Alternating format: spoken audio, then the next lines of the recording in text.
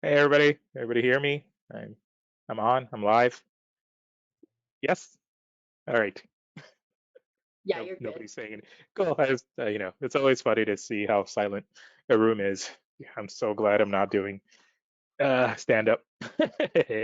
Anyways, hello. Hi everybody. I guess I should probably do a quick little intro of myself. My name is Lubke Seid.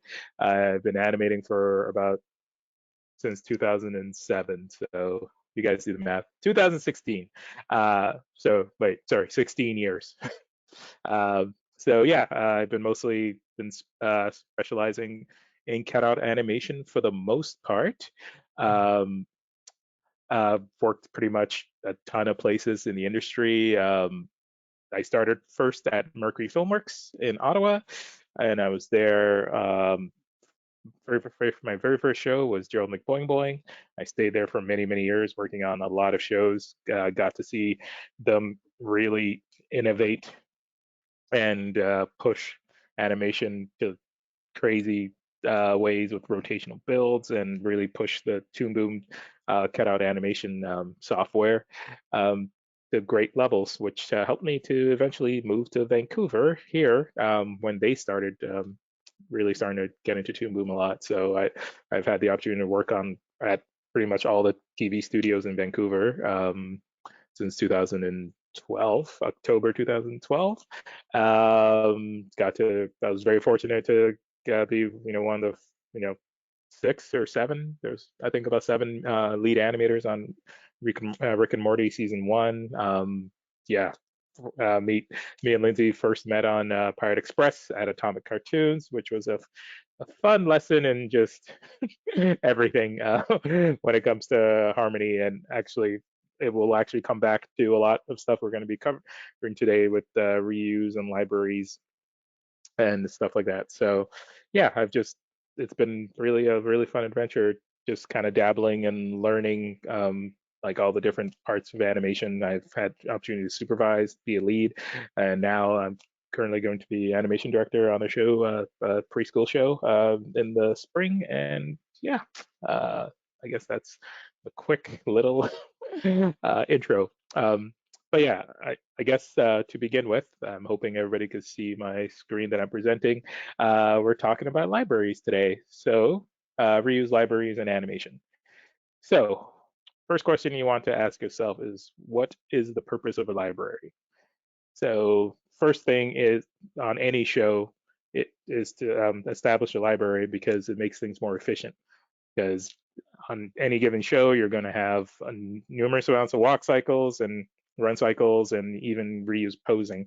A lot of studios now are really starting to integrate that into Harmony, and even Harmony itself is introducing things like the master controller, which allows to save stock, rotations of characters' heads.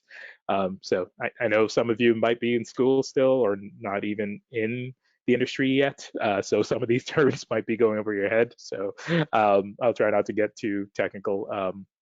But in general, yeah, efficiency. So having any kind of library, any kind of area to store any sort of reuse for your animators makes their lives a lot easier. Um, oh, Ryan, sorry, I'll stay on topic. But yeah, so you want to, keep things as efficient as possible because animators, it gives them a good opportunity to start off on work that's already been done, and then they can use it to repurpose it for their own needs. So, for example, if a character is walking across the scene, you don't have to constantly repose and redo a walk cycle because, as most of you will learn from school, your walk cycles and your run cycles definitely are something that you really, really, really want to hammer out. And honestly, you will learn more on the job than you do at school because at school you only get a short amount of time to practice your skills, whereas in the industry you're constantly doing this. You're every scene, every batch of scenes you're going to get will usually involve some sort of walk cycle. So giving animators resource to be able to start from scratch saves a lot of time. Second purpose is style.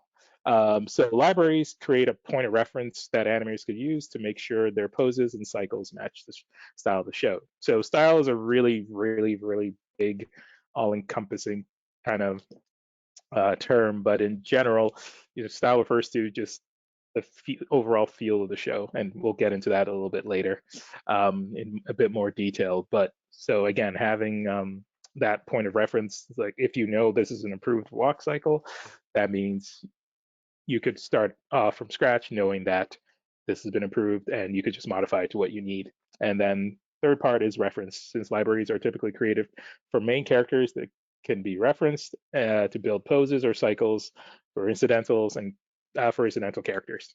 So essentially, again, you're going to have in every show there's going to be your 5 or 6 main characters, and those are usually going to have walk cycles created for them.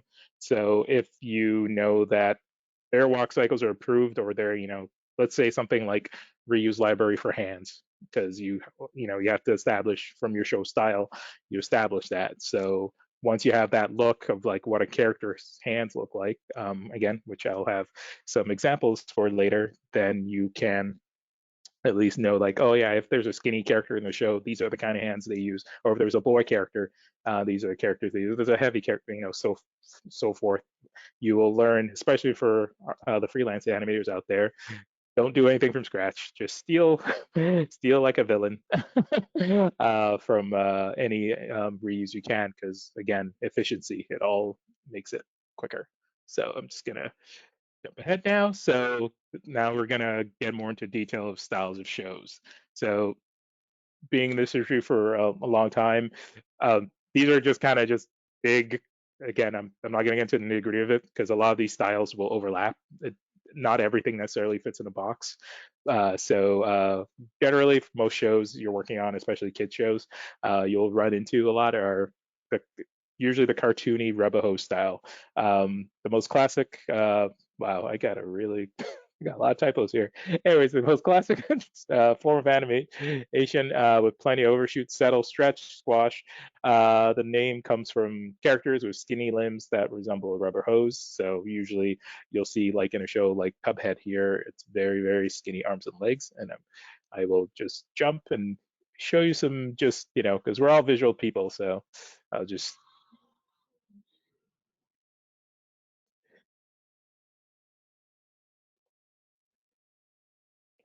so as you can see, very snappy, lots of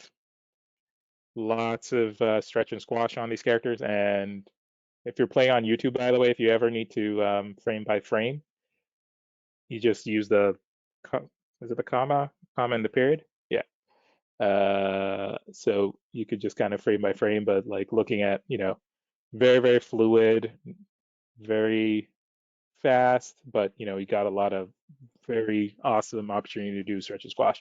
Now, Copy is a very unique show because, for the first time in God knows how long, this was actually a show that they really focused on making it feel and actually be hand drawn. So I remember from looking at the behind the scenes, they actually were drawing, trying to, at least for the video game. I don't know if the TV show went through the same process, but trying to actually draw sometimes on paper and then transfer and then tracing it digitally and coloring it digitally. So you have like in the show like Has Been Hotel, which has now been picked up actually as a Amazon show, as far as I heard. The pilot was very, very, very.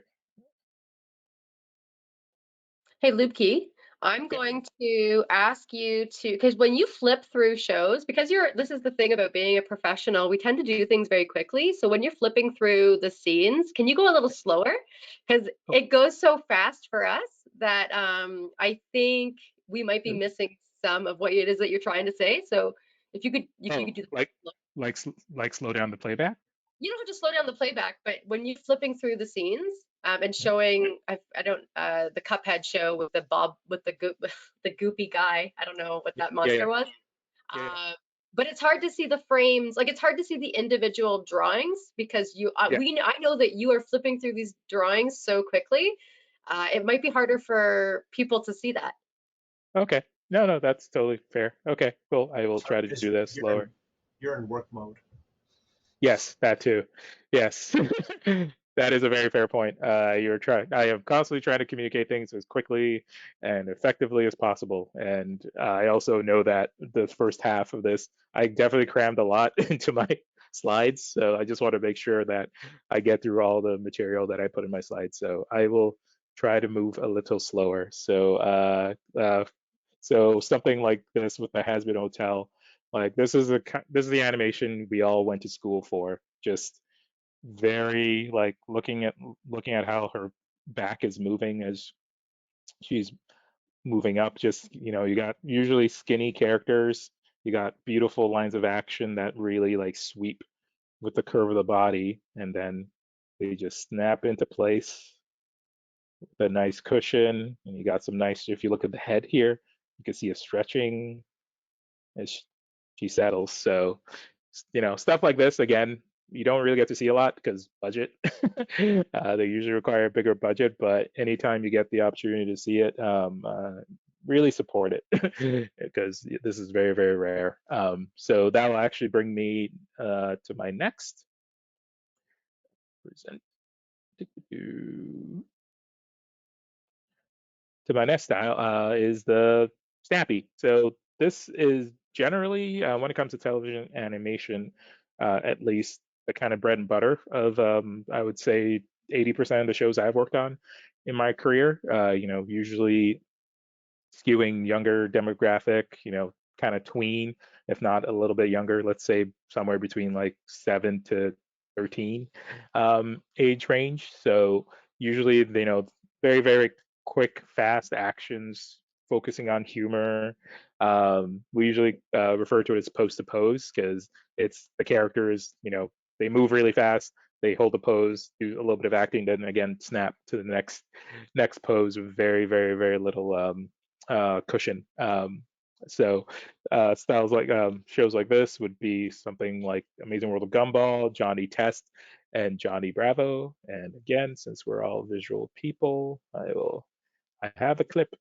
See if I can just pop this out so I don't constantly have to. So where are we? So Gumball is probably one of my favorite shows of all time.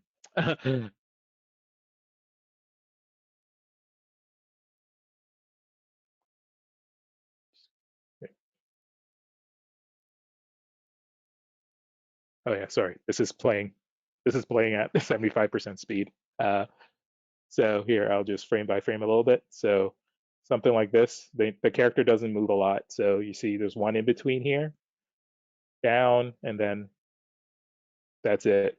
Just very, very, very limited movement, but also very few in betweens because the characters just move really, really fast. They want to just, you want to hit those comedic beats pretty quickly. So it gives a bit more life to it, and it allows you, especially for a show like this where the characters can be very, very exaggerated, gives you the opportunity to hit a lot of poses very quickly.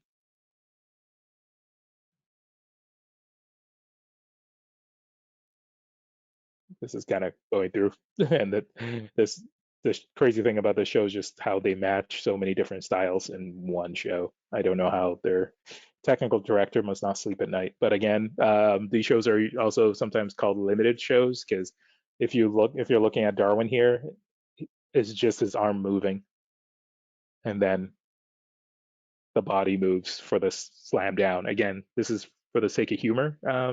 Typically, like on different shows, you'll sometimes work on shows where you could get away with this, and then other shows they want you to move the character a bit more fuller animation. So something like the Has Been Hotel or the more Rubber Hose shows, it's supposed to feel more traditional. So you can't necessarily get away with something like that, but with something like this, it's very, very, again, it's for the jokes. So very, very limited, simple movements because the entire point of this joke is for them to be just looking at him with very, very judgmental eyes. So yeah. And then moving on to the next one is primetime adult shows. So with this style, it's pretty straightforward. We have any kind of show that you'll find either on Adult Swim or on the late night block of um, Fox Sunday nights. So, your Simpsons, your Bob's Burgers, your Rick and Morty's, and your BoJack Horseman's. So these are usually hand drawn, or at least, sorry, they're made to look hand drawn. So even Rick and Morty, which has been done in Toon Boom since the very beginning, is still animated to look hand drawn. So there's a lot of you're redrawing a lot. There's not really a lot of snappiness to it per se, like overshoots and settles per se. It's more like even timing. So your characters just kind of move from pose to pose as they're acting, but you're not going to stretch the character a whole lot. And again, usually it's all based on, since it's adults, it's usually the writing, the humor, it's more adult, and that's what kind of leans to that style. So I'll play a little clip of our, oh, I went to this next one. Oops, my bad. And then we go to Rick and Morty. Everybody's, that's all we're here for.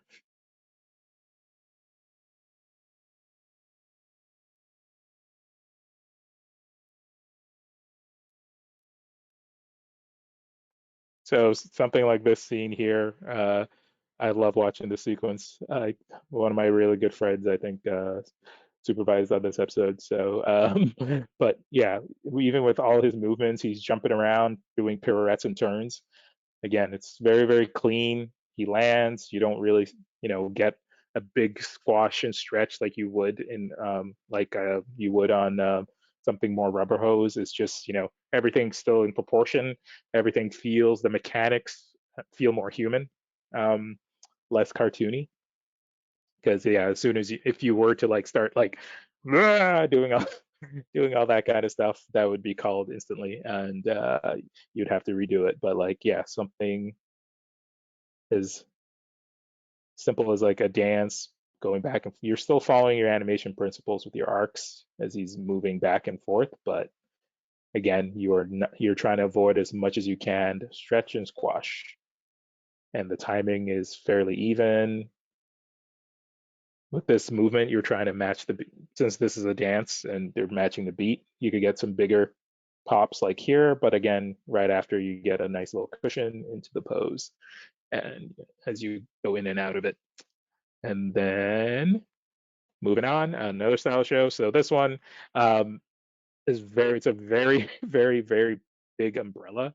Um, so uh, so I'm not going to necessarily get too much in depth of it, but a lot of shows that you will work on in the industry is children's educational material. So with these kinds of shows, there's a big focus on being on brand and following the show style, because for kids content, there's obviously there's certain things you could do, you can't that you in adult animation that you can't do in children's animation. It's usually an educational component to it. They're usually working with consultants so that everything's accurate. So, for example, I'm currently working on Coco Melon, which is it's on YouTube and Netflix, but it's like what, third biggest YouTube channel in the world. So their brand is insanely strong. So they have a really big bible of what's considered on brand for the show. If any of you have seen Coco Melon, anybody with siblings, younger siblings or children in their lives, it's not an overly cartoony show. It's very, very simple, even timing. Again, a bit more realistic movement, even though most people would think for children's animation you'd want snappy and superly cartoony, but generally with these shows they actually kind of lean a little more different, softer and more cushion, because again they're trying to just make it for a really young audience that doesn't know how doesn't know how to read yet. They just know colors and sound for the most part. So these ones definitely have a lot more rules you have to follow. So having a library for these is very, very critical, because yeah, you can't really stray too far away from what the client establishes as a show style, so that again they stay on brand. So moving ahead, I jumped on it. I mentioned it a little bit earlier, but how do you research timing for animation? So usually it starts with from the script and what the show Bible has called for. So generally, when you're kind of looking at more serious content, you would lean less cartoony, more even timing, as I was mentioning about the more adult shows. Again, every everybody breaks the rules. I'm not saying these are hard rules, but generally, though, when it comes to more adult stuff, you'll have a bit more less snappy, less over the top action, more realistic kind of movements. And then when it comes to timing, for more cartoony comedic shows, again, you're doing more stretch and squash, overshoots, settles, all the fun stuff you guys got to learn in school, or will learn in school, or you're learning on your own at home. There's all kinds of animators. I have a very good friend. Well, I wouldn't say sorry. He's an old friend of mine who currently working in the industry. He's been a direct animation director for a long time. Never went to school for it. He just got this was years ago when you could actually intern at studios doing photocopies, and he just worked his way up, and he's an animation director. So you know, if you work hard enough, you can live the dream. So um, I found this was sent to me years ago by a really good friend, a mutual friend of mine and Lindsay's, just to kind of illustrate show styles because we were at the time working on Cloudy with a Chance of Meatballs season. I was working on season two. Lindsay had worked on season one, but she just had this as a kind of reference to just see the timing on different shows because we were working on a very cartoony show with a lot of stretch and squash, very rubber hosey kind of feel to it. So you can see the really big differences here, right? Something like Johnny Test, where it's, and I know I've actually seen a YouTube video of it, but that whip sound is like it's as much as they use it on that show, overuse it sometimes. That is very critical to the timing and the style of the show. That's how you know that you're watching Johnny Test because everything is just that whip sound. And this is how you get that whip sound. It's just, one frame of ease out and then probably an overshoot and settle. And it's, a very, very tight settle. And then something like Gravity Falls, which is more rubber hose animation. Again, it's more fluid. So you get a bit more in betweens and stuff. Teen Titans Go, still very quite snappy too. I would compare it a bit closer to Johnny Test, but you get these really, really tight settles. So that really gives you that opportunity to move really fast, but you don't necessarily have to do the overshoot. You could just cushion very, very, very, very, very tight cushion. And then you follow all the other styles in here. And Gumball, as I was trying to explain earlier, this is the perfect example. Like, it's only like two in betweens and that's it. So as you're kind of, again, as you as a person are learning animation, especially as you're going through school, uh, as you do your assignments, really, if you can, play with these kinds of stuff, really frame by frame. And I can't stress enough, like this is how like I break down for reference, like research your stuff before you start putting out demo reels. Really compare it to your favorite shows. That's what I always try to give people feedback for. Just look at anything you really love, and if you are going to work on your own thing, take something of something you really love and then try to recreate it. It doesn't have to be the actual model of the character. It could be your own model, but if you like Adventure Time, if you like Steven Universe, whatever show it might be, try to match the timing. And like, number one source on the planet, as always, as I've just demonstrated it earlier, is YouTube. I just go in and I just start frame by framing and break any before I start any show. If I'm talking to a client to get a feel for what they want the show to look like or they want it to feel like, I always just look up stuff on YouTube. So for example, like something like Adventure Time, for example, it's like, oh, I'm working on a dystopian post-apocalyptic action adventure show. Cool. There's Adventure Time. There's what is Amphibia. There's Owl House. It's not like everything has to be dystopian, but they're all kind of in a fantasy kind of setting. They all have this kind of cow arts kind of look to it with the rubber hose kind of skinny limbs. So I will literally spend hours. Well, actually, I'll spend the entire show, not even before, not even sorry, not even even after the show is started, I'm constantly looking up reference because you can never have too much because everybody does things a little differently and everybody does things better. So, even if you might love a show and you're working on a show that matches a certain style, you might find something else on another show that like, oh, okay, they did that in an interesting way. So, YouTube always just always, always just look up stuff on YouTube. You'll realize there's just so many cool little nuggets in every show. And I know this isn't really my strong suit, but when it comes to character design, which um, we have a lovely we had a lesson about from our lovely mentor Chris Mizuka earlier, so please check it out. But character designs as well, just for the look of the show, which I will jump to a so I just discovered this website literally 3 weeks ago. So I'm always like, sometimes I'll use Pinterest, but what I literally Googled character design reference, and there's a website called character design references.com. Like it just blew my mind. It was so funny. It made no sense to me that it could be that simple, but this seems to be one of the biggest repositories for character design I have ever found. And they literally have full art books out there. They have portfolios. They have interviews. So I'll just jump like here, for example, I'll go to art of animation. So you could scroll down and you'll find art of for everything from anime to Disney to TV shows. Like they have everything. And ev- again, before I start any show, if I have the opportunity to be an animation director, because in that position, you're kind of overseeing the look, even though there is a design department, you're constantly going back and forth with them because if you're not in sync, then everything kind of falls apart.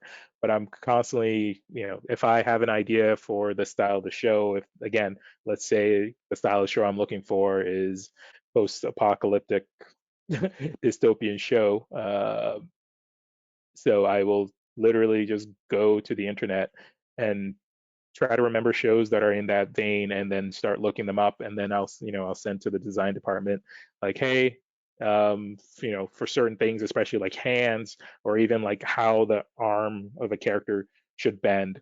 It's always important to be going back and forth with the design department to see how they're designing things so that everybody's on the same page because if you could at least send them visual reference to, uh, oh, this music video. This is a really awesome music video. If you guys get a chance to check it out, it was done by, I think, I forget who.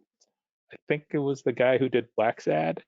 Sorry. Okay, now I'm getting on a tangent. Anyways, um, but yeah, something like this character reference.com, or even like, okay, I'm looking for like a show in the style of like Steven Universe. So I will look up Steven Universe character design. And then you just kind of browse one at a time. Not every not every website is created equal, but it looks like it's already on this character reference website. So sometimes you'll be lucky enough to get backgrounds, and sometimes, and this is effective for every department really. But you get these kind of character model poses, which I'll actually get into when we start talking about libraries. But the internet is your best friend in these situations. So please, yeah, use it.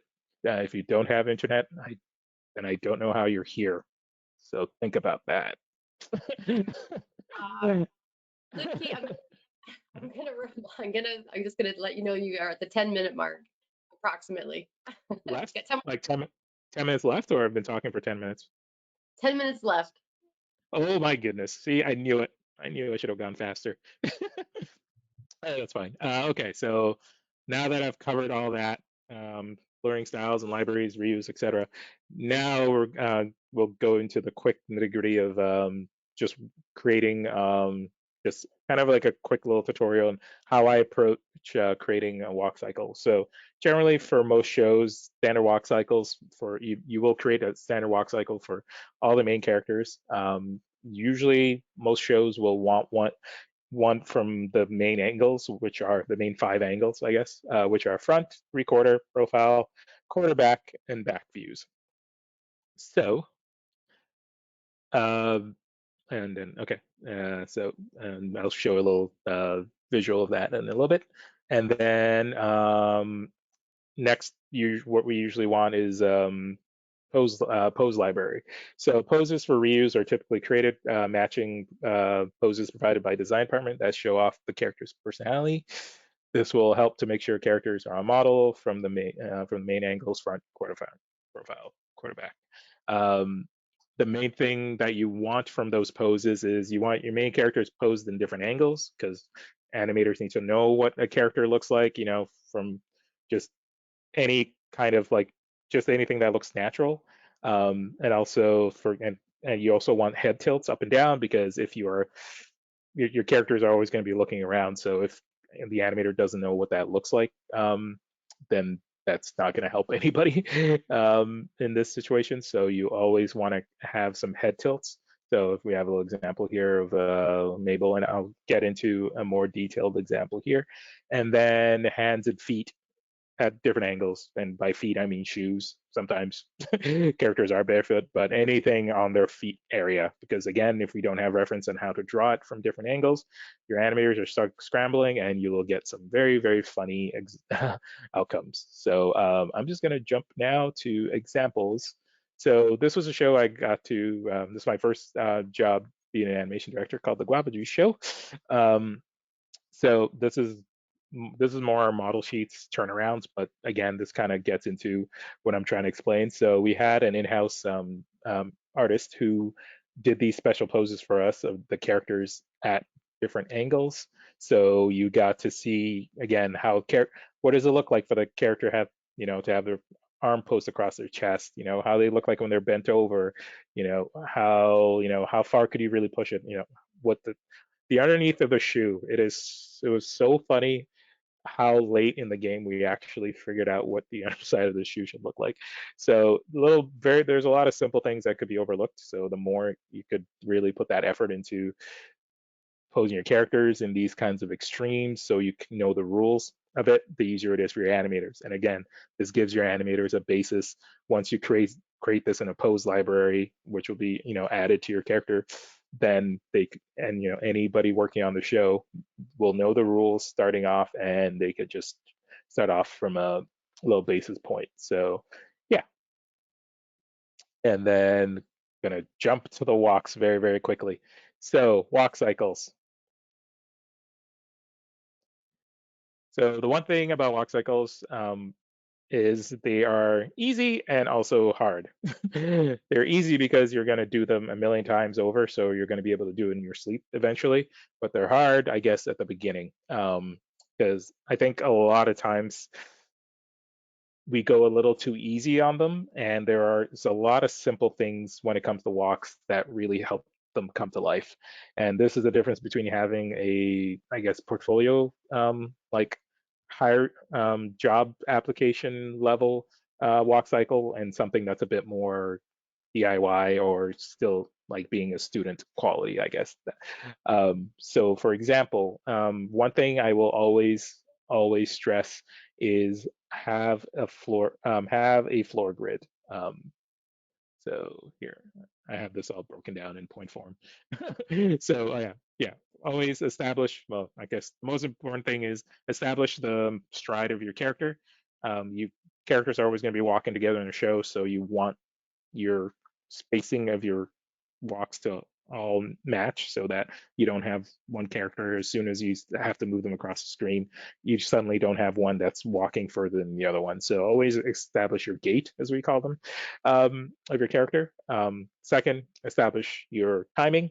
Um, Standard walk cycles are usually between 10 to 12 frames. I've seen 14 frames. It's every show's different. So once you establish it, though, stick to it, because if you start deviating, you break everything.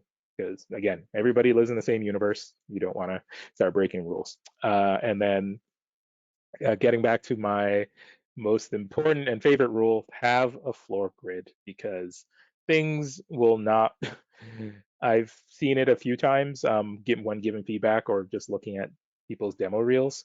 When you don't have a proper floor grid, and it's the easiest thing, literally just set up two lines and then draw, and this is all based on how well you understand perspective. I just draw another line across of it just to make sure they're both matching as they move further in perspective, because this is a 3/4 walk, so they're not going to be, the feet aren't going to be perfectly aligned in perspective. And that's what I see often too, is when you're looking at steps, you have to think about them in a 3D space. So if the front foot comes a certain distance, you need to also make sure the back foot is within that same 3D world, the same amount of distance, um, forward or back, depending on which part of it you're doing. So that's what I always use to establish as a guide.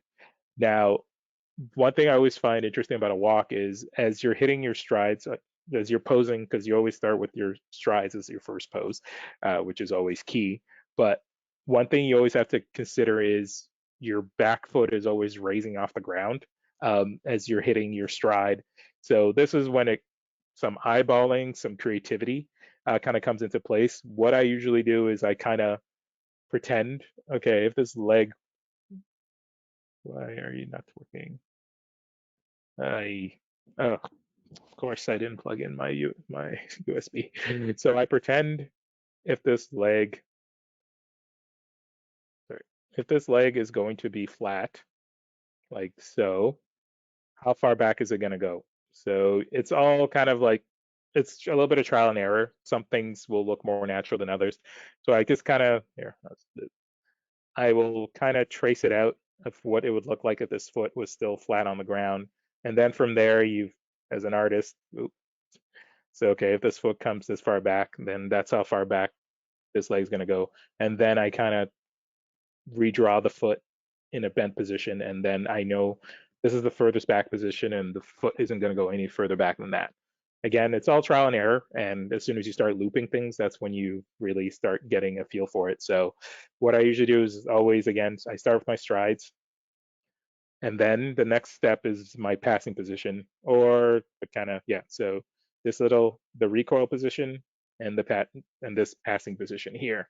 So those are kind of like, there's two extremes, and then the in betweens, these in betweens here. So, and from then I kind of start playing, and then this all depends on the style of the show. So this show's a bit snappier, a bit more rubber hose, and these arms are a little looser and more, you could get that nice little snap and drag to it. So in this is when sometimes in this stage, sometimes I wait till later. It's a bit quicker to do it in this stage because you could start in betweening things a bit quicker, but it's all based on your experience. We've been doing this for a long time. I didn't work on these walk cycles, but we had some very experienced people who did, so they kind of already kind of knew where things were going to go. So this would have been like the first round of posing, and then I'm just going to skip ahead all the way to the animation right now. So I'm just going to frame by frame here.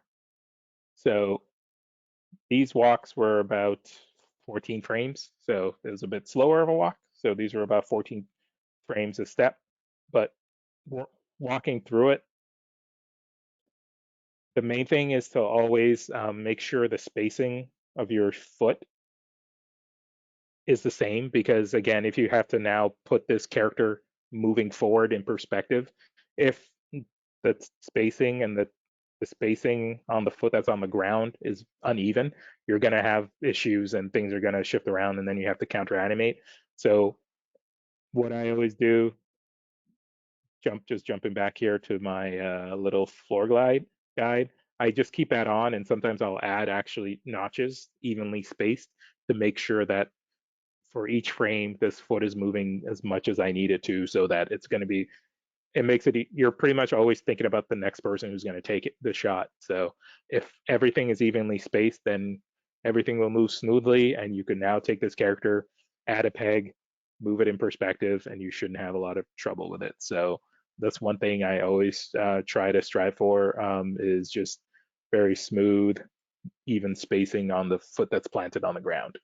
Now I'm going to jump to runs very quickly since apparently only had 10 minutes. So runs is pretty much the same thing, but with runs, you have a little less contact with the ground.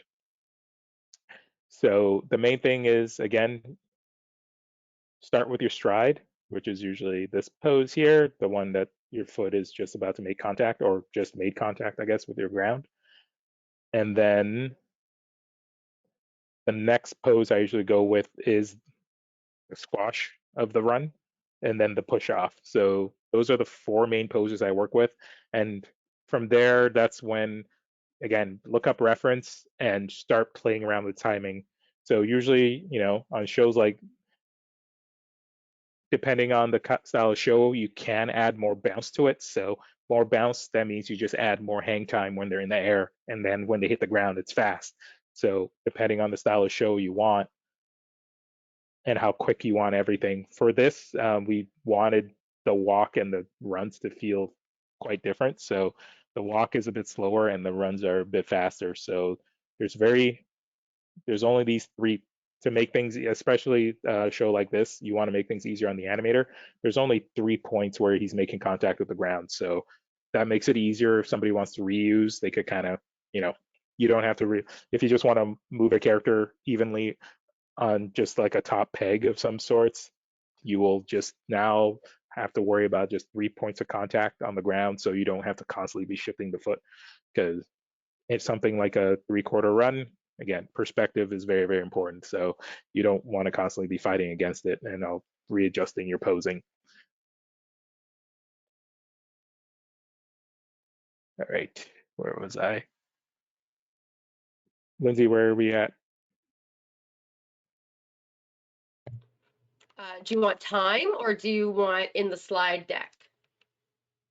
Oh no, I think we might be done. I just want to, yeah, just time. Yeah, I think that was it. That kind of, yeah, I think that I covered it. I know that was very, very quick with the walks and runs, but I'm sure people could ask me questions if there was anything else they were missing. But here, I'll just show a quick example. I'll show a quick example of different styles of walks. So something like this one. So this toy, the really cool part of the show is every episode they went through a different universe and they met different characters. So you really got to work on really interesting walks and runs for every character. And we created these so we could send to our overseas studio so they could reference. So something like this, since he's a toy, we try to purposely make his movement very, very stiff. So you could like his torso movements are fairly smooth, but if you look at his arms and legs, they just snap into place and stay there until they come down and then big snap and they stay there.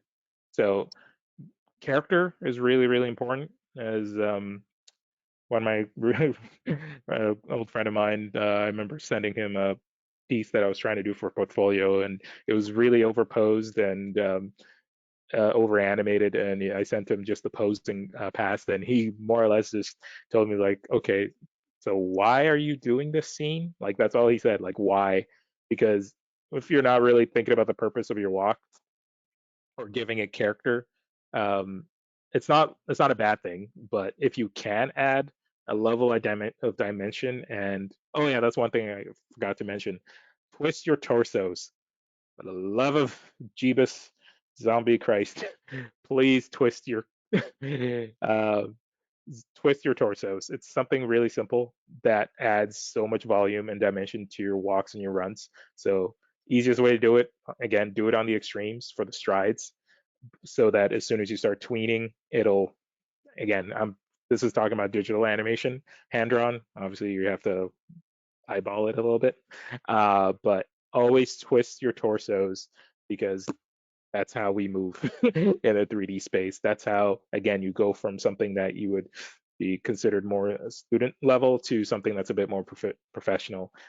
And the more dimensionality you could add to your walks, the the more eyeballs will see in the sense of like, oh, okay, this person's really thinking about how this exists in a 3D space. So if you can really, really, you can see it here if you're looking at his chest area, how it twists as he's moving. So really, really, really. And I'm just gonna quickly jump to the character with I'm drapery. gonna I'm gonna Yeah. interrupt you because we have a couple Oh, yeah. questions. Okay. Well, Okay. which one are you gonna show us now? We are okay. Just a character with drapery, but same concept. Characters with drapery, it's very easy to overbog and get a little nuts with, because everybody wants to make a really nice, wave principle and make it smooth, but the simpler the better. So, for example, if you're just looking at the bottom of his jacket here, or his coat, very, very simple back and forth. But there's also, if you're looking at his chest, there's a nice little twist to it as well, and there's a twist to his face, nice little bounce to his hair. But yeah, like something like this actually took a lot of takes. uh, Thomas, I apologize for putting you through so much, but the end product ended up looking really, really nice, just so that you could have just a really, really nice secondary on the coat. Because it's, again, we all like getting the wave principle in school was the hardest thing for me to do. I remember pulling an all-nighter, and I I don't struggled with think, yeah, I don't even think I got it that high of a mark on that assignment. But here I am. Anyways, but yeah, the smoother and the simpler you can make it, the better. Don't go all out if you don't need to. Yeah, just make it nice and smooth. But yeah, sorry, I could jump to questions if. We have a couple questions, just a couple, and then we'll take a micro break, and we can take the micro break while we ask questions, Yep. and we'll come back. And the last question that was just asked was, well, I guess somebody else just asked something else, but um, someone's asking if the feedback is going to be puppet work. Yes, I will say that right now, Eat Your Peas, the majority of all of our feedback comes from cutout animation, because that's where our background is. It doesn't necessarily mean that that's the only thing that we can speak towards, or will speak towards in the future, but almost all of the mentors right now on Eat Your Peas are cutout professionals with over 10 years experience. So that is that's the main focus here. That's really what we wanted to bring out into this environment, because there's not a ton of cutout research out there. So we're doing our best. Okay, so I have one question that I think it's going to be better to answer when we get into the feedback. But somebody asked, or even maybe you can answer right now with what you have on screen. What's an overshoot? Oh, what is an overshoot? That is a really good question. Overshoot. Overshoot is usually the extreme of a shot. So, for example, I sorry, think I'm you're just on gonna. you're almost on an overshoot right now, right? Uh, Not quite. Just give me a sec. I'm just gonna grab my. I'm gonna plug the USB for my Cintiq because then I could draw because I'm a silly goose and I didn't plug it in. Um, so it's harder to do with cycles like this because there's not, it's a cycle, so there's not really an overshoot per se, but it's usually, yes, an overshoot is the extreme of your shot. So, of your, not your shot, of your action. So, for example, if you are, why are you not working? Okay, Anyways, well, we can, why don't you go over the overshoot when you get to the feedback portion, when you find a pose with an overshoot, or where a pose with an overshoot could be yeah, possible. Maybe yeah, that's a good spot for it. yeah, I could do Okay. that. Yeah, because that's actually what you've just said right now about the cycles is actually really good. Because when I teach animation, I was always teaching cycles, and I was always trying to point out an overshoot in a cycle. It was very difficult for people to Yeah, understand, for yeah. me to even get it to work. So that's a really good point. But we'll move to the next question really quickly. Mhm. And it's this is a demo reel question. And is it better to hone specific style of show, or demonstrate that you can do both cartoony slash rubber hose, and more of a limited style? That is a really good question. Always show the best of your work. Sorry that I know that doesn't really, it sounds like a cop-out answer, but I've seen demo reels that have a variety of styles and animation in it, and if it's somebody's best work, it'll shine. And no matter what, a studio will take a chance on you if you are showing your best work and it's really, really awesome. But the smartest thing I would always say is if you know the kind of show you're, because usually if you're applying for a job, they usually put a description of what kind of show it is. Sometimes they'll say, adult comedy done in Flash, or um, you know, preteen adventure show, I would lean it more towards the style of the show that you were applying for, because you want the person looking at it not to have to, take what they're seeing and being like, oh, can they fit the style? Where you, as if you can show them you could do that style, that's like one step. You don't have to you no longer have to do the mental gymnastics to be like, okay, this person is good at doing, hand drawn kind of look. That's good, but can they do something a bit more exaggerated? And they might not necessarily want to take the chance if they already see somebody else who gives them a demo of work that already has that style. So I guess I did kind of answer. Yeah, you cater to the style of show that you were applying for, I guess is my advice. No matter what That's you're doing. advice. That's the advice we give in our demo reel workshop as well. Mm. You always want to like look at what the studio's done before, what they're specialized in, and try to match that. And you might have to have multiple demo reels, but you always Yeah, want to put your best stuff first. Always, always. yeah, yeah. If you are just graduating from school, like, well, like the reason why I was kind of hesitant to give that answer is when I graduated, I took 3D, and but I had Harmony stuff, and luckily my Harmony stuff got me hired at Mercury. But my 3D stuff was very snappy uh, as well, so that probably kind of helped. But yeah, I was graduating from school with a 3D. It was a hybrid kind of demo. It had um, cut out Harmony animation and it had um, some 3D in it. But yeah, I think obviously my Harmony stuff I helped, but I also had a really funny like a lot of the feedback I was getting on my 3D short was that it was really funny and it was kind of snappy, so that also helped. And I know being in school, you might not have the control of picking what you want to work on per se. But yeah, if you could at least show one or two things in either the software or the style of show that you're applying for, that helps. So yeah, I guess I didn't know if that was a student or a professional that was asking that question. So if you are a student, yeah, try to work on something on your own if you don't have anything based on the style of the show that you're applying for, because you really want to, yeah, show one or two things. And the only thing I had in Harmony were a walk cycle, a run cycle, and one scene where a character jumps at another character. So, it just, if you could show your best work, it doesn't have to be a lot. It could be two things.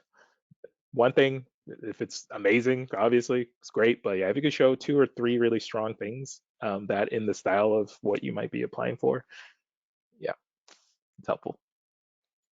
Okay, we got one more question and then we'll move on to the feedback portion. And I hope everyone like grab some water, run to the washroom, whatever you need. Just give yourself a shake. But how closely does an animator have to follow the storyboards when using the library? That's a really good question. It depends on the style of your show. So I've worked on, and I could show an example of it. So I got a chance to work on the Snoopy. Um, I don't know how you spell Lang Syne. There you go. I got to work on a few of the recent Snoopy specials, and something like that, since it's a very iconic and classic style.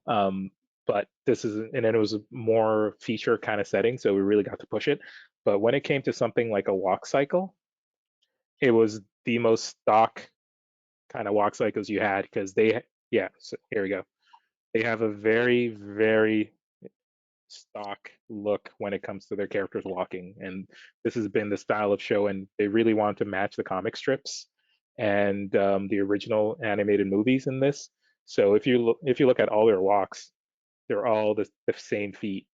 Like obviously this is a profile one, so it's the profile feet, but every angle we just use the same walk cycle that was stock for front walks, back walks, any 3/4 walks. They just had a set angle that you just reuse that. So it all depends on your show. So for something like this, the storyboards would have her acting for sure, but you are starting off with the stock walk cycle, and then you add obviously the acting on top of it for the upper body. So this was a dream when it came to those kind of shots. So because all you had to do is just walk, focus on the upper body, for example. But other shows, yeah, depending on what characters have to do, and if it's a bit more hand-drawn looking, then you have to start from scratch. So something like Rick and Morty, sometimes you could start off with a walk cycle, but their stock walk cycle is they give you a lot of in-betweens on purpose, so you can make them faster and quicker. That's the same word. You can make them faster or slower depending on what you need. So from there, you start with the walk cycle, erase what you don't need, and then again, you repose and reanimate the acting that is demanded in the shot. Does that answer the question? I think that answered it. What was the question again? Um, If you had to so follow how the close? storyboards? Yeah, how closely do you have to follow the storyboards? And I think that just Yeah, depends on the style of the show and the storyboards too. Sometimes you can yeah, get some very rough storyboards, yeah, and animators get a little bit of chance to figure it out for themselves. Sometimes that's a yeah. little bit difficult. I think that on Cloudy with a Chance Meatballs, you guys were encouraging people to do fun things with the Yes, monkey in the yeah, background. So watch that show. That monkey is nuts. yeah. It Great.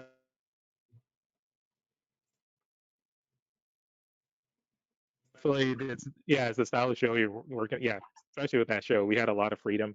Oh, what happened to my screen just died. That's interesting. But yeah, a show like that, for example, we were encouraged to make everything funnier. So yeah, it all depends on the show you're working on. Sometimes you have freedom, sometimes you don't. Especially again, something like Peanuts, which is more iconic. Um, the the look of certain things will have to be the same, but like when it's a feature level kind of project, sometimes they really want nuanced acting, so you really get to push the acting and what's in the boards. Sometimes just you talk to your supervisor, your director, and they'll if you give them a better idea, they'll usually be on board with it. So yeah, storyboards are always the starting point. They're not always the final. Okay, so I'm going to pass a link to everybody now. We're going to get to the feedback portion. We're going to go through the Discord, but also one of the things that is really nice to do when we have videos is bring in as many professional tools as possible. Obviously, Lubke today was able to show you a little bit of shot grid, which is pretty cool. That's actual actual footage from the show. I was really blown away that he could get that for us today. So that's pretty cool. But the link that I'm going to drop in the chat is going to bring you to another program that's used within the industry. And this is a really nice way to review animation without having lag. So before you go to the Discord, Lubke, check up the link in the chat. Yep, Oh, you already have it. Okay. yep, But yep, the only thing about this is I haven't quite figured out how to stop other people from grabbing the controls. So everybody kind of has access to the controls. So we ask that you don't touch the controls. Let Lubke drive the show. You yep, can watch from the go-to meeting here. You can also watch in the window of the link and just kind of listen to the go-to meeting. Both do work, but watching through the go-to, or not, sorry, not the go-to, the sync sketch, you won't have a lag. So that's why industry professionals use it, because they can talk, they can play, and then there's no lag for any of the users. So keep your eye over there and then listen through the go-to. And I'm gonna stop talking and let Lubke do his thing. cool. Are we taking the break first? Uh, I thought we we were going to do can. the yeah, I thought there was going to be a break before the feedback. I took my break while you were answering questions because I was trying to get through a little bit. But if anybody wants to take another if we want to take a 2-minute break, Luke, yeah, you should take a 2-minute Yeah, break if you need yeah, one. Run, grab yeah, some water. especially since I need to Yeah, we do yeah, have I need another to reset. question. So I can. We have another question. Oh, nice picture of you and Krista. Thank you. These are my best friends. Very. Okay, we have a question. Yep. We have a question. Okay, So I'm just yeah, gonna no worries. restart, so I'll be back in 2 minutes. Take your break. Um, if I want to create my own cartoon show and I want to promote it through a demo reel, would it be best to have my own character style displayed within it, or is it better to have a basic demo reel to gain the employment and then just work on my cartoon show idea in my spare time? That is a good question. There's a lot to this question. So Lubke, go take your break. I'm got this. What are you doing? Are you just frozen? No. Okay. All right. So there's a lot to this question.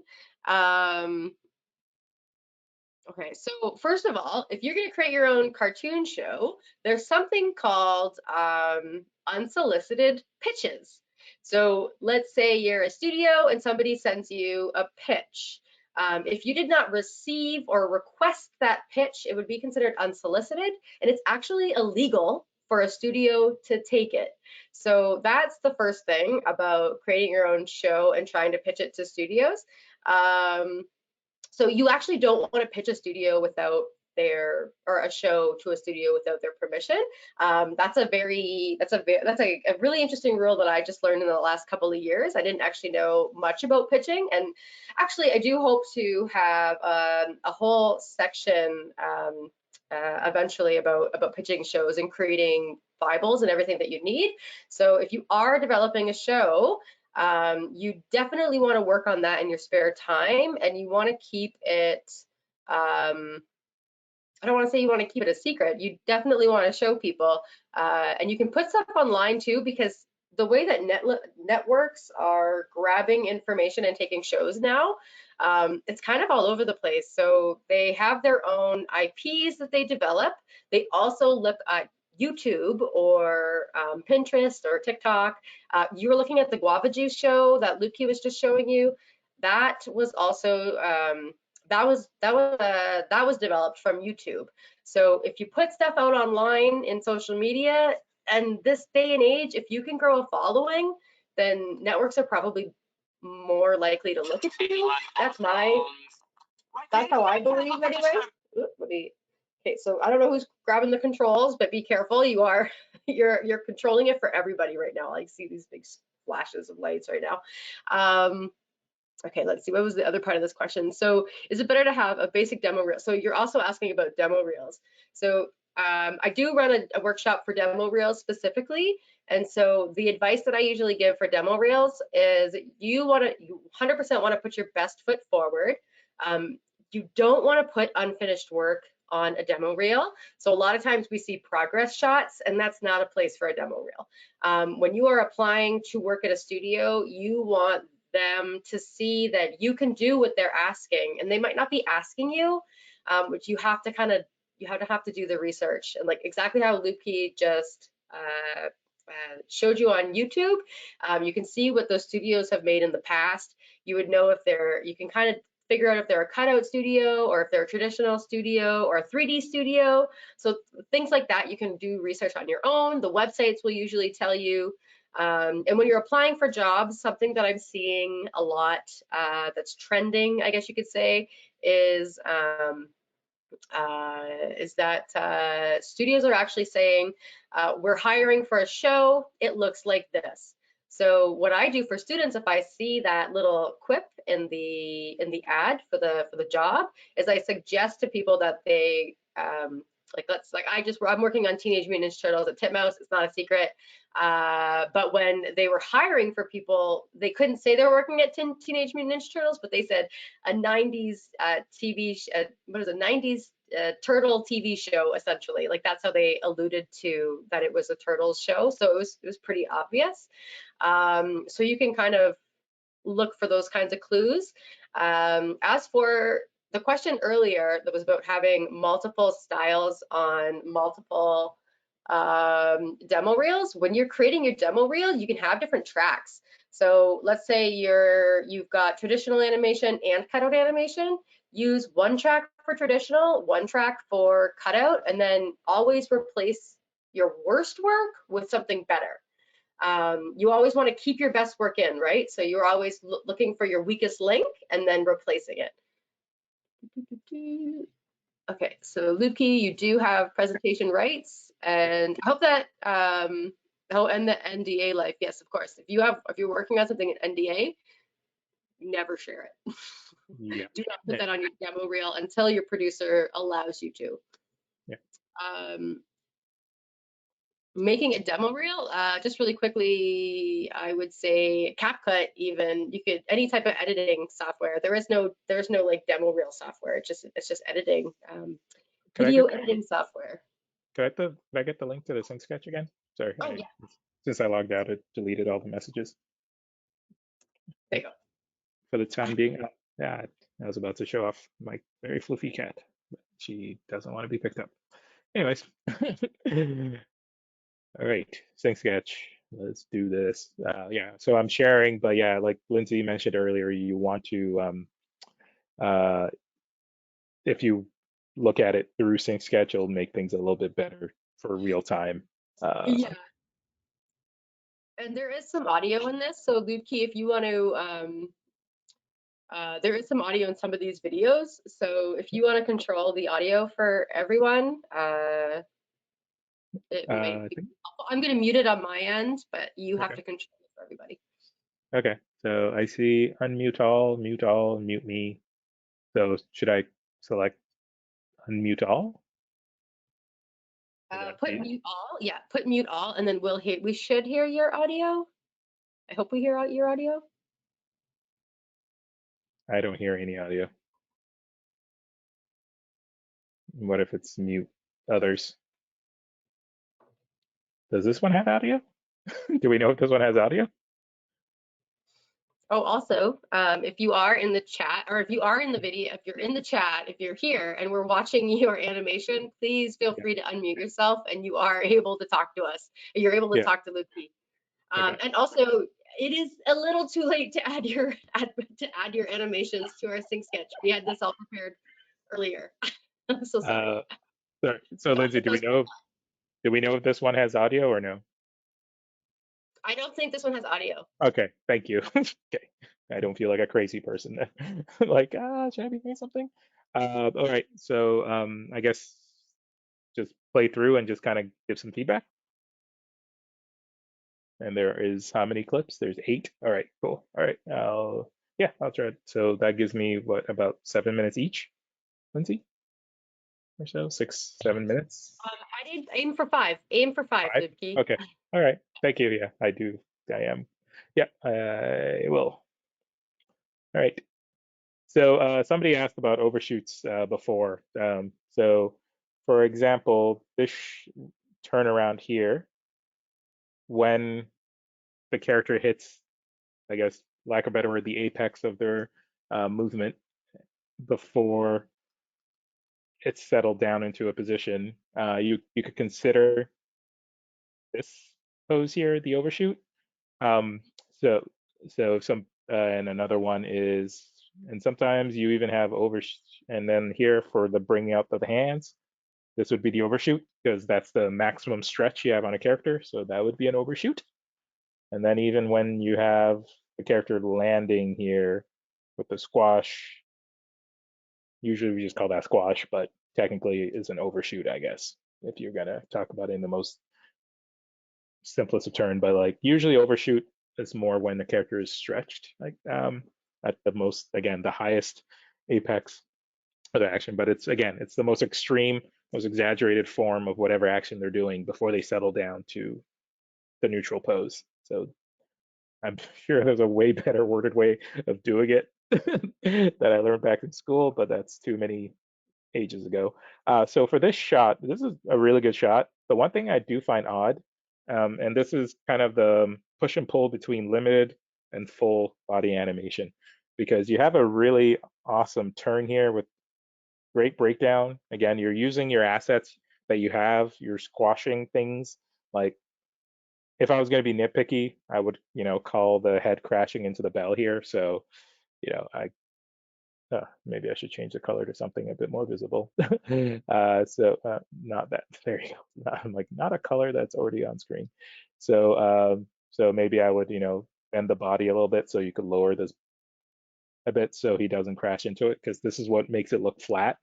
Again, even on something that's a bit more limited, there's a difference between, flat and simple, I guess. So simple still has structure, but as soon as you start having things like this where a character, kind of crashes into itself, um, then it starts kind of, you really start feeling them, that you're using just symbols. You want things to still feel like a drawing, because at the end of the day, we're cheating, you know, it's the illusion of life, as the book says. So you still want to think about structure, even if it's supposed to be a really simple action. So again, this is me being nitpicky. This is a great scene, but if I was going to be nitpicky, I would just, maybe bend the body a little bit so that you could lower this ball so that the head doesn't crash into the head, into the into his body, because again, this is a fully structured character. So if you're gonna bend him, really think about, you know, kind of bringing that down a little bit and curving the body just a wee bit, and then turn here. So what I was gonna say earlier, this turn, you use the full body to turn. So it does feel weird that for the settle, it's only in the head. So if I was gonna, again, I'm being nitpicky because you asked for it. I'm not doing it to be mean or anything, but again, this is to take something that's already great, sorry, already good, and then make it great. So I would just again overshoot the body just a little bit, and again, this is the back and forth between how limited you make something and how much you push it. So again, you could just take this entire section here and just kind of, if I was going to do this quickly, I would just take the whole thing and just kind of, skew, shift a little bit. Again, try not to skew everything as one whole piece, because then you start noticing and it makes it look, even though we call it cutout animation, you don't want it to look cut out. You want it to feel like a fully 3D, you know, fully realized character.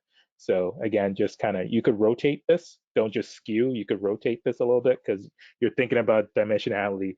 If I'm turning, you see my torso here, my shoulders, everything's gonna lean a little bit. So, again, and it doesn't have to be much, like literally like 2 pixels over, nothing crazy, because we don't want him to feel like he's hitting a brick wall either. And I'm assuming that's why you didn't overshoot the whole body. But it does feel a little weird that you have a really nice turn with the body and then it's just the head for the settle. But this is me being nitpicky. You probably don't have to do this, but just a slight little movement to the side so that it will settle with the body as he's, and you don't have to, you could do it for this part as for the overshoot, but as he's settling or it's settling, I don't know if it's a he, she, you don't have to necessarily do it for when it goes back this way, but just, and settle it just a little bit, but just a little movement on the body might help. But again, this is me being nitpicky. And then, yeah, this part's great when he brings up the arms. Oops, sorry. Uh, Bringing up the arms here. Again, I like that you have the action on the arms first. That's really nice because, again, it breaks up the action because he's leading with the arms. So that's really good. And again, watch the feet here. This is when these are in a studio setting. We call this stuff all the time. I used to be very guilty of it too. This is like scaling and stretching everything in the same way, right? You're just taking the whole body and squashing it down. You want to maintain volume, so you want to keep those legs the same size. So especially for this where they're bending down, just bend the legs and again scale the squashed or whatever skinny, make the feet skinny so they don't grow on this frame, but just bend the legs a little bit. Because again, structure, you're thinking structure. Again, this is a very simple, cute little little bend down antic. It's good, but this adds a bit more just to make it a bit more, yeah, just a little bit more structured. Because if the character is just feeling like it's just one pose the entire time, you're not adding, especially for something like this, which is a little bit rubber hosey, you want to get that little bit of just straightened curves in there. Again, I'm just being nitpicky because I want this to shine. And you have it here for this extreme, but again, legs are growing, so you don't want these legs growing. Always good to make sure you maintain the volume of anything that's planted. As soon as you see it growing, it jumps out at you. Um, so you want to keep them the same volume, but again, you already have the legs bent, which is okay. I support this. Bend those legs. And then again, great overlapping action on the ears here, and then jump in the air. The one thing that's a little interesting is this when they hit. Okay, so when they jump in the air, there's a bit of a slowdown here, and then there's a big pop up. That's kind of weird for timing wise, because as with timing, you want things to slow in and out, right? Whereas here it kind of slows down in the middle of the action and then there's a big jump again. So it's almost like if this is the top, this is the ground, big jump, and then in between here and then that extreme, which is a little odd. So it makes it look a little jerky. So I would shift this pose here up more or have it favor this pose more or just take it out. I'm not sure any the reasoning per se for it. So it's just kind of it's a bit distracting that the creature slows down. So I would take that pose out because again, think about your timing charts. Again, unless there's a particular reason, it kind of just throws everything off. So I would take that. This pose does not seem necessary in that because yeah, now you get the full just extreme of the eye pop. And then when it comes to this little hover cycle, I would say it's good, but I would try to offset the feet here because right now it makes it feel like a cycle because you have down is legs open, up is legs closed. If you offset these by like by a frame, sorry, or a drawing, I won't say frames because that's a little confusing, but a drawing. So just offset this so that as it's coming down, the legs are still closing, right? And then you have it here when the legs are supposed to be open, when he's on down frame, you offset that so that the legs on this one is when they're open more. So just offset it a bit more so it doesn't feel like a cycle. Because right now you could tell it just feels like a cycle because everything opens and closes, stretches and squatches in the same rate. And same thing with these hands. If you could offset them, that again, it really adds. But the easiest thing would be to actually offset the cape because it's a cape. So offsetting that cape would be good. And then everything else is pretty much everything I've covered. So I'll move on to the next one. But yeah, this again, Watch, this is really good. Okay. watch your time, Lubke. Yeah, yeah, I know. That was how long was that one? A couple Okay. minutes. Okay. All right, I got it. Okay, so with this shot, so this one was supposed to be a lot of emotion, right? Yeah, this one is a bit of a sad scene. This character wants to basically play ball with somebody. I believe this person's in the chat, but if they want to turn on their mic and ask you or talk Yeah, to you, yeah. Is this a dog character? I'm just wondering the Um, ears. Mhm. Hello. Hi. Hi. Thank you, Luki. Thank you, Lindsay.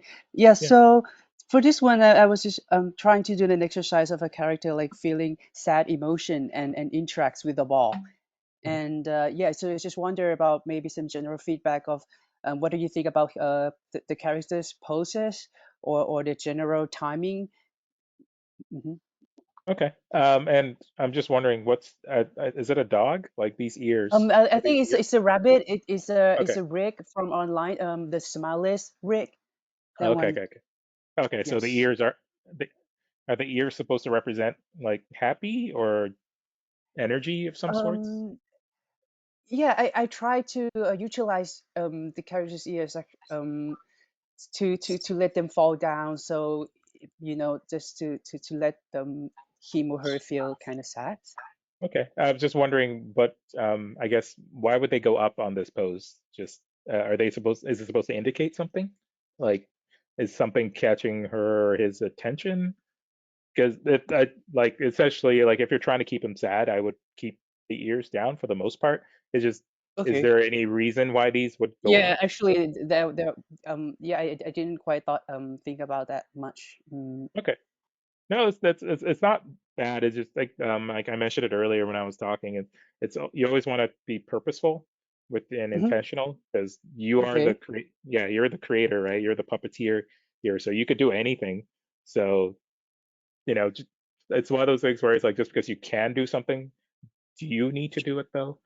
That's a question you should always ask yourself. It sounds weird and it sounds very simple, but you will save yourself hours, days sometimes by just taking that time to ask like, do I what does this in action like represent? What does it entail? So I would say lose it again, if unless it was like this is it's drawing the character's attention to something off screen because any characters with big ears, that's what we usually do, to draw the audience's attention towards something.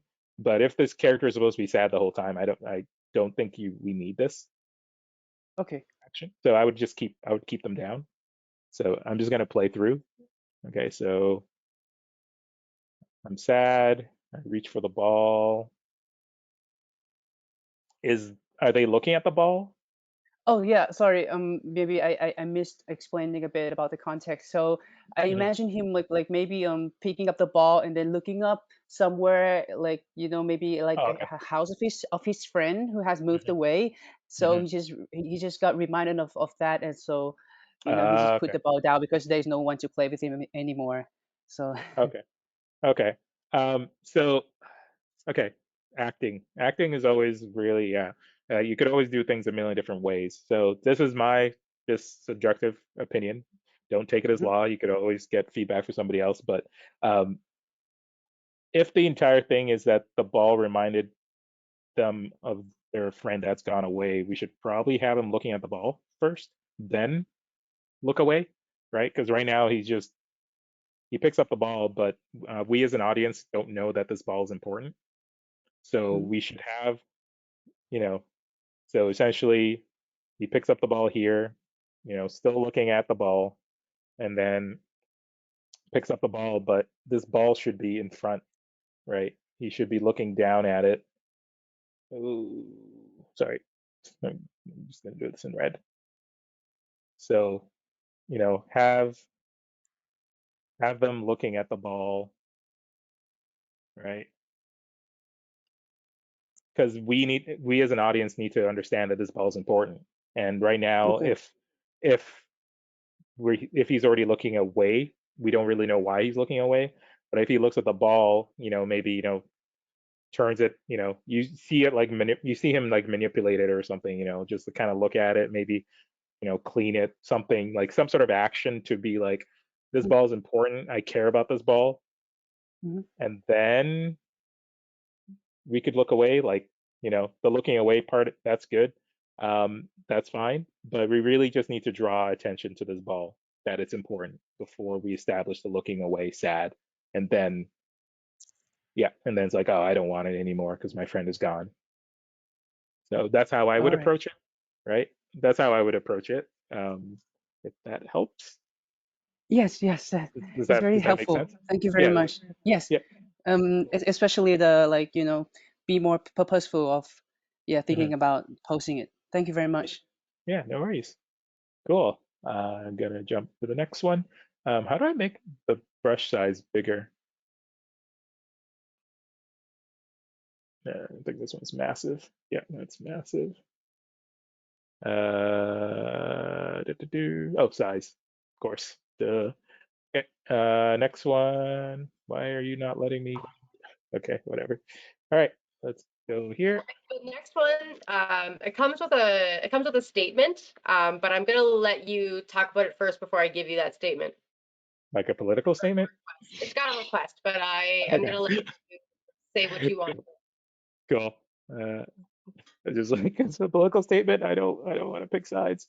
Okay, so this one's cool. The only thing I need to know is if it's supposed to be bullet time slow motion on purpose or not. So that changes the kind of feedback that I'm gonna give. So Okay, that's great. And oh, Aaron is in the chat. This is his or hers. I actually don't know. But he's going to be dodging a projectile, but it hasn't been drawn yet. So yeah, can you say anything about the timing, Aaron? Like, is it supposed to be slow motion? What were the options that you gave there, Lubke? It was like bullet. yeah. If it's supposed to be like Slow-mo. slow motion, bullet time, drop, like dodging the whatever's flying at them. Because if that's the case, I would probably have a bit more fun with it and really give these arms some drag and flailing of the. Because right now we're always taught to give things hang time, but the timing is a little unrealistic, I guess, unless it's going to be a bullet time thing. So if I was going to do something like that, because I really like the slow, then fast, and then gun pull out, it's really cool. But I would, in just these in betweens you have here, just really have fun with the arms and everything, and legs, and give them some really nice drag. Um, and the arms could do, all kinds of really fun stuff. You could give them a Okay, really weird expression, you let know. me catch you up to speed, Lubke. All right, Okay. so all right, it says not quite bullet time, more Mhm. like things you see in a lot of animes where the shot slows down to emphasize something Mhm. for clarity. So I think you're kind of getting into that. Do you think the initial question was, is the slowdown in the middle too much, or do you think it should be over exaggerate, like should be exaggerated more, Yeah. or like pulled back? Okay. Yeah. You can go both ways with it. You could just go straight forward, take out some in-betweens, and it's just a nice roll, jump, tuck, roll, and gun pull out. I would, since you already put the effort into slowing it down to emphasize some things, I would push it and have more fun with it, especially if you're being shot at, really get that reaction in the face, whatever. I don't know if you want to be more comedic. I would hope you were being more comedic with this, or if you want to be serious, that's also fine. But really find anything in the face or the arms or the feet to really show it. If he had this character has a trench coat, really cool follow through. Because as I mentioned with the person earlier, what is your purpose? If you are slowing down, what is the thing you want to show off? Is he pulling out something? Is he putting away a knife, then pulling out a gun? Is he, it could be a million different things, right? Is he putting away his cell phone? Is he like pulling out the gun even before? So the gun's already out here, so he doesn't have to, it's already out. So he lands with the gun already drawn here instead, you know. I think that'd be cooler. Then in that situation, just have him, if you're going to be slowing down and keeping it more serious, less exaggerated and cartoony, I would have him to slow it down here and have him pull his gun out in this situation here, or do a really cool way to pull it out. Maybe he pulls it maybe the one arm is busy and then he pulls it out with his backhand at it. Like you're giving me a million options here, but uh, I know gonna sound like a broken record, but what is your purpose here? What are you trying to show off? What cool thing do you want to show off in this slowdown? And then do that. So really think about that. And I am guilty of it as well. Don't just do something because it's cool or because you want to. Really think of what you're trying to say. So just take a half hour, look up reference, you know, you mentioned anime, there's a million anime that they do this with. So look up reference of animes you like and what they've done with those kind of bullet times and why they're doing it, and hopefully that helps. So yeah, I'd say leaning into it more and do something really cool with why he's slowing down and picking up that. And yeah. He he did say that he was going to be shooting a fireball, and the fireball was going to hit the middle of the wall. No, fireball hit the wall in the middle of the dodge. So there's supposed to be a fireball that comes through. Okay, but again, your Equal fast. character. Yeah, but your what's more okay, but Right, he's you dodging the fireball, so yeah, he's yeah. getting shot at. Okay, yeah. But your character okay. All right. Well, I'm gonna get back to like who's your focus in the scene that is the character. So I would still kind of do something interesting with him while he's dodging it, though, right? Because that's why you're slowing him down. So yeah, again, it's your animation, but you're giving yourself some time to go do some cool stuff. So yeah, just see if you could do something cool with his extremities while he's doing it. So yeah, it's totally fine that he's dodging a fireball, but again, it's what is your character doing while he's dodging the fireball? I could wake up and dodge a fireball any day of the week, but in this moment, somebody's deciding to capture it in film. So what interesting thing could you do with it? So hopefully that helps and didn't complicate things for you. I don't know if the person's replying, but He said, "Thank you." yeah, Sorry. yeah. I'm not poo-pooing anything you've done. The I'm next one has audio. okay. Okay, so this one I need to mute others, I guess. Okay, so And mute. I believe this person is teaching themselves animation through the internet. Okay. Oh, that's cool. Okay, let's see if it's mute me. Maybe it's mute me. No, it should be mute others. Mute others. Did you guys hear it? Okay, I don't hear anything right now. Okay. Maybe unmute all.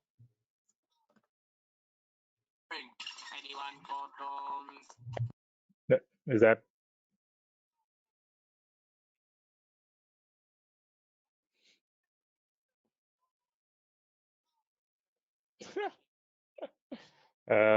Mr. B?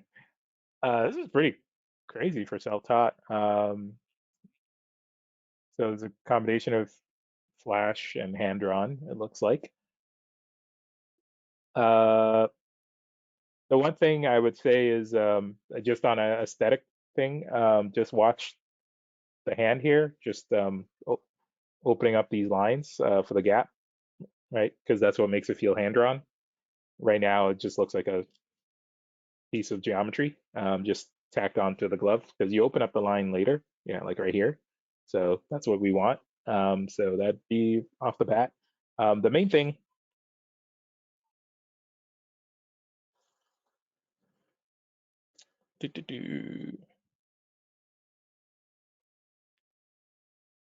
so for Mr. B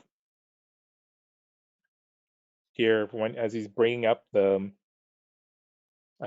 tray, I would say the moving here pops a little. I would, you know, add a little, just an extra frame or two of ease as he rises because it just pops up. So just something to lead the eye, right? So some ease out and then, one frame of ease in even. You don't have to do anything crazy, but it feels like, you have the arms here, which is good, lifting stuff, but just this last part feels like it's kind of tacked on as a quick movement. So just a little, it doesn't have to be a lot, just like one frame of ease out and one frame of ease in, because I know it's going for the more hand-drawn look, so it could be a little bit more poppy with it. But yeah, we just need a little bit of ease with his movement here.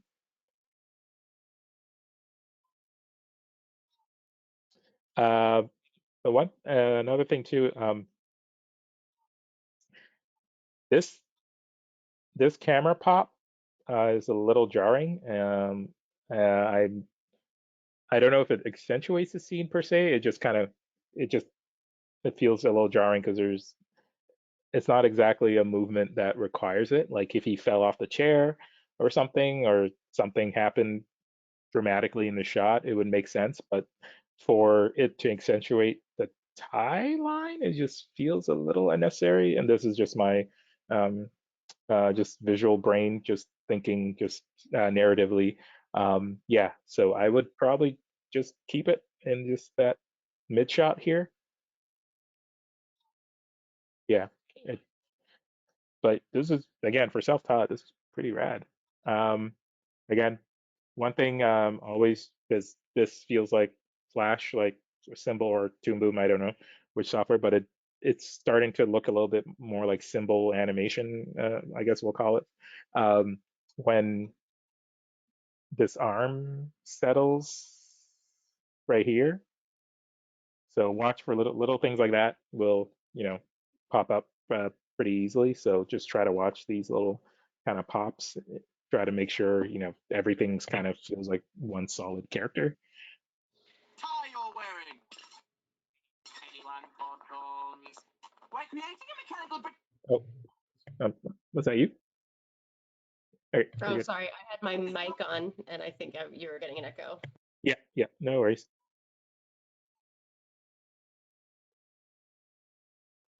I would on Mr. B's antenna, a little too floppy again for the style of show. If you watch Clone High, it's not that style. Again, it's okay if it's cool that you have it settle here, but the timing on this is a little odd because it starts moving, then it kind of stops here, goes up, goes down, then over again. So the arc is not the cleanest because we're having animation stuff just kind of freeze in the middle. You want a clean, even spacing, and then settle, bam, bam, bam, Whereas here it just kind of stops midair, drops down, then shoots over, and then shoots back, and then settle. It's getting a little too floppy. You probably just need one over, back, and then maybe one more. But I would honestly just do one over and then back. For the style of show that Clone High is, this is what frame by framing really helps if you just reference the kind of style Clone High does. Also, yeah, and like especially since he's not this action, he's not he's not he's not moving particularly fast, so a very floppy antenna is unnecessary. I don't think it becomes a little distracting. So I would just tone it down and just do one overshoot and settle for that. But yeah, this for self-taught, this is really rad. And then yeah, the turnaround is pretty good. One thing you always want to look out for if a character is interacting with an object, make sure they're moving at the same time. Right now, the chair and they're not they're moving on off frames. And same thing with stuff like this when you have parts shifting in between frames. We want to avoid that because it just makes things start to strobe and look a little choppy. So always try to do a pass where we make sure everything's swapping on the proper frames and moving together so that they feel like they're contained within one shared action. Yeah. And then, oh yeah, sorry. One thing I guess I should offer a replacement instead of doing that camera move for the tie you're wearing. Just give them, simple, an action eyebrow raise. Maybe kind of go up on it, but or maybe hand towards camera. Just give them an actual take when he says tie you're wearing. Instead, because right now the camera seems to be doing a lot of heavy lifting, which is not it's taking away from the scene a little bit. So I would actually add a pose there of him doing some sort of take that tie you're wearing. Just eye raise or eyebrow raise, a little shift.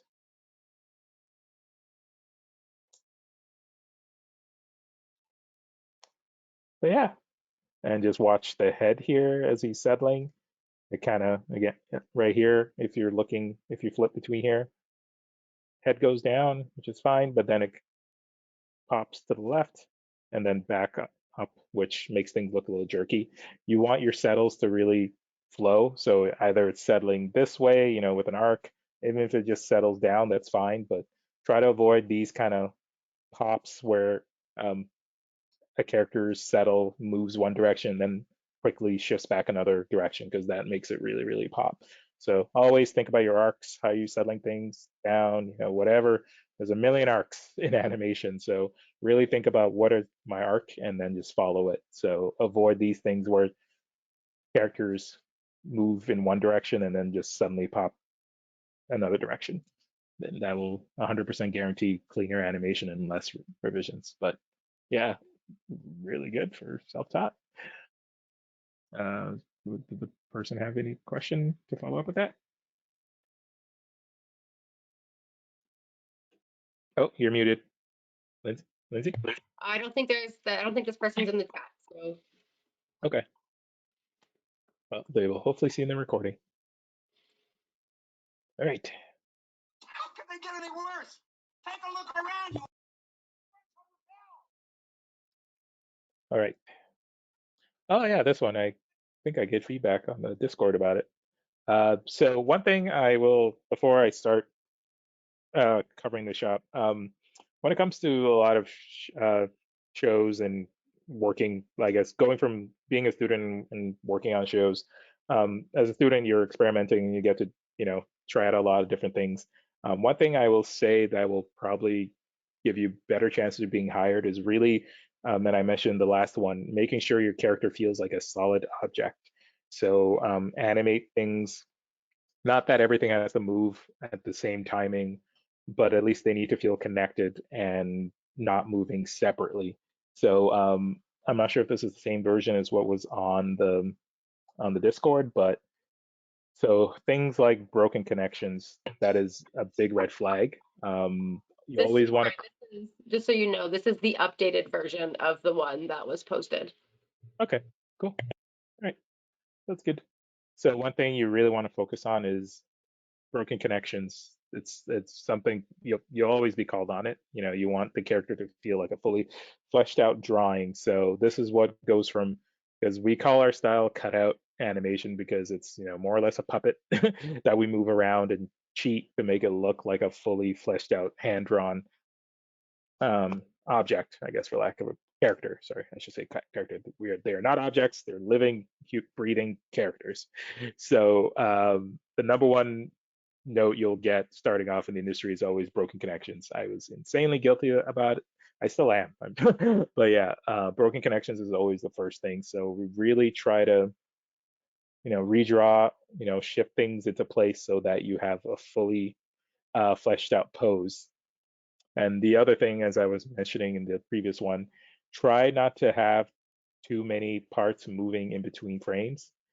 If you can't figure out where to put it, always just pick one. It's okay. Just commit. If it doesn't work, that's the beauty of animation. Just try something else, but try to avoid, like, there's some shows they could get away with it. I've worked on shows. I've done it myself where I was able to get away with it, but usually try to avoid things like this where you have a character move and then in betweens you have something else shifting by itself. It just starts making things look very, very jerky, and it's hard to track and it's hard for the eyes to follow. So um,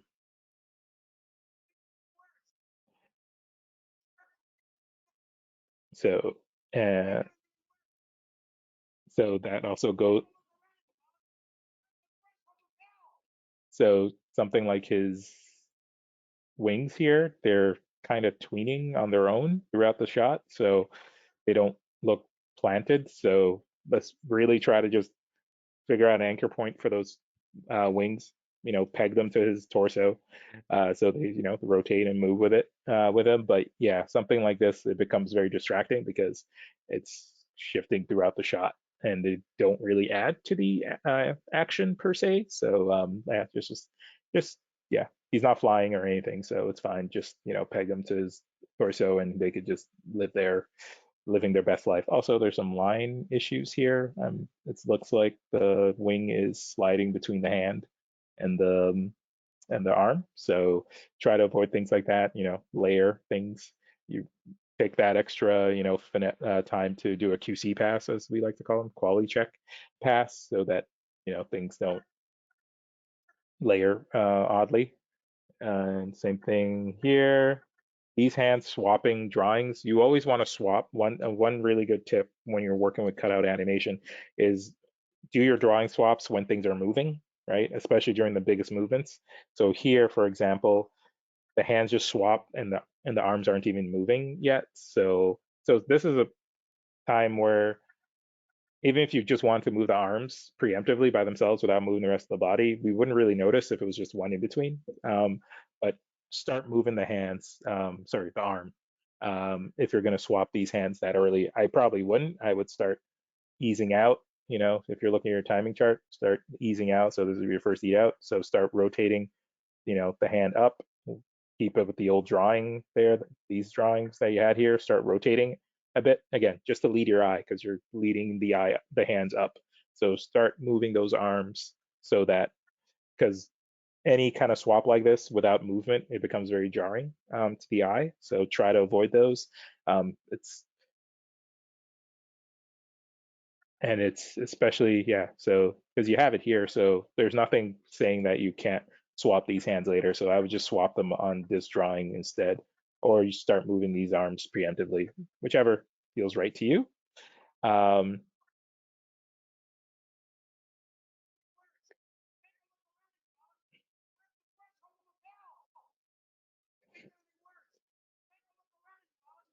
uh,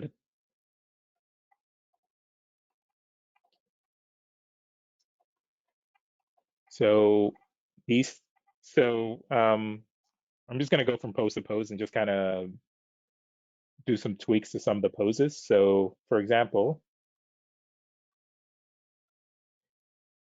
a pose like here where we go from this pose to this pose, it feels like they're floating into those poses. You really want to try to keep at least one part of the body grounded, in this case, the feet, because they are literally on the ground.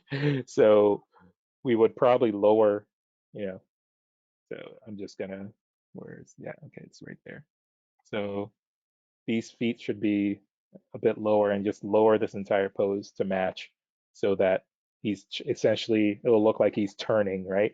So if you have this leg planted here and then this one would be also lowered too as well, it'll look like he's, turning on one foot as opposed to right now, it looks like he's just sliding into place. Because once again, we want to treat these like drawings.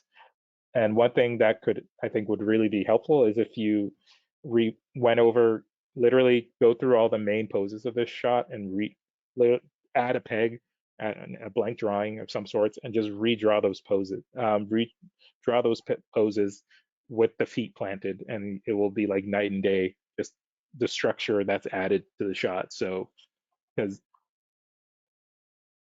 yeah, we run into a few issues with that here. Same thing with the walk. We want to make sure the leg isn't bouncing around too much because it's low, then it's up, and then it's down. So the legs are shifting around a bit too much here for the walk. So we really want to try to keep those legs planted. And for the lip sync, we're not quite hitting the mouth shapes.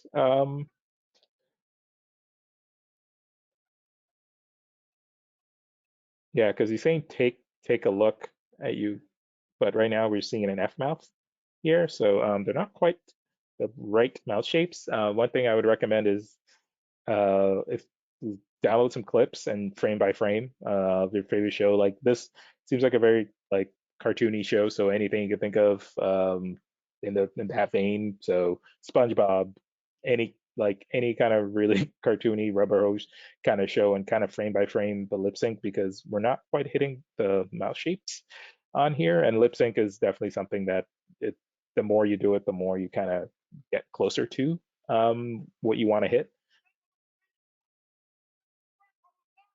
And same thing with the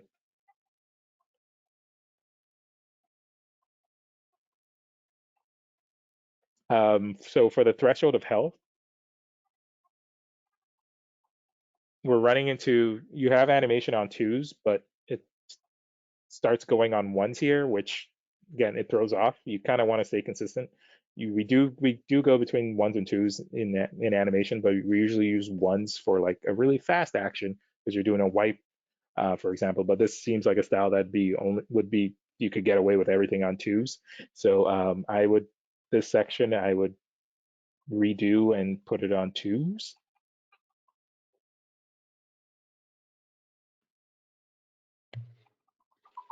Lubke, I'm gonna let you Nope. know you have about 7 minutes left. Okay, cool. All right, I'll jump to the next one. We have time for if you could do the next Yeah. two, Yeah. that'd be good. Thank you. Okay. Yep.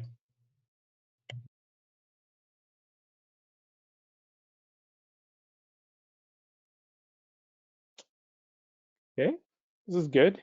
I am trying to figure out the story here, but I'll play it again. Okay, so he's pissed.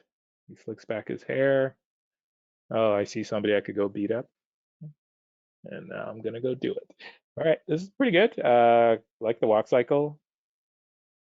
Very good feet. Feet aren't sliding. Volumes are good. Enjoying that. One thing is perspective on this feet. If we're looking at the ground plane here, there's a bit of a slope with it, but these feet are actually, this one actually looks higher than this one, so we want to lower this leg overall for the first, pretty much. I guess he takes a step back, but even then, yeah, okay. Actually, never mind. Yeah, Yeah, you could here's a ignore it. little bit of, I can give you a little bit of context. Mhm. So this is somebody's one of their first rigs that they've been practicing with, and Okay. so they said that they were struggling with the walk cycle at the end, and the Actually pretty joints. good. It's actually pretty good. Like the walk cycle, yeah, I like the walk cycle. I could play it again.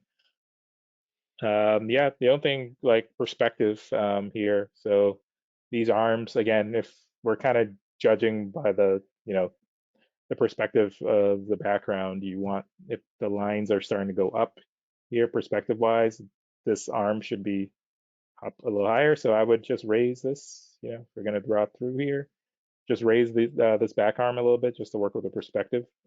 That's, I guess I haven't even covered that yet. Once you start getting to scenes, you're not just posing in a vacuum. You have to start paying attention to the full, the full character in a 3D world based on the background. So yeah, I would probably just raise that arm for that walk a little bit because it makes this arm look longer than the other one. But yeah, I actually don't have a lot of complaints about the walk. So yeah, I would just say it's just some of the acting here. Just because he's supposed to be, they're supposed to be brushing through their hair. It just feels a little slow here. Um, so I would probably take out just to make it a little faster, or at least for the hair brush, it feels weird that it kind of just stops. It would make sense if you're brushing your hair, you're gonna do this and then, kind of sweep it off. So maybe just continue that hand going through because it kind of, this pose throws everything off. So I would just continue this action and then this hand, like I guess technically it would be behind the head, but maybe show a little the hand coming, like opening up the hand over here, shift it back to kind of just show like, oh yeah, the hand is brushed past the hair, and then the hand, yeah, and then this, that would be fine because you wouldn't see that hand anymore. But yeah, this pose I would change to open up the hand so it's behind the head and letting go of the hair, just to kind of show that he's kind of brushing his hair because yeah, it feels weird. He just feels like he goes like this and then that, which is an odd action. It feels like he's kind of sweeping the hair there. So I would just continue that action. And then just yeah, timing on a few things could be a bit quicker. So yeah, the settle here and settle.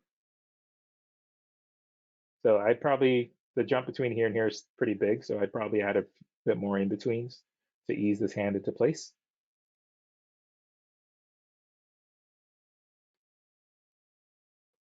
Yeah, I'm trying not to hate on this leg, but I understand he takes a step back. It's just the fact that he's standing in that pose for so long, but it's fine. That's just me being nitpicky. Ignore me on that one. Okay, I'm gonna have you shuffle to the next one. It's Yeah, the same person, so you're actually yeah, helping the same person on both. He's better at this.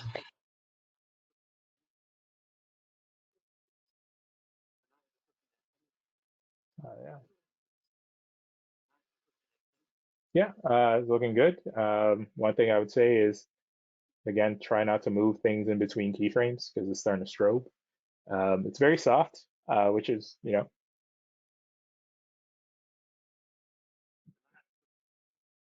like one thing in animation is we try to say in a scene, particular scene, try to have three speeds of action: one fast, one medium, one slow. This one, they all feel like the same kind of timing. Again, this is actually really good. It's more, again, variety, to just show, just because things will hit differently depending on the timing you give it. So try to think of what spots in the shot where you could make things a little faster and a little slower because everything kind of feels like the same kind of timing in this. Again, it's smooth, it's really nice. So something like he's better at this, so maybe on this, make that action a little a little faster. Yeah.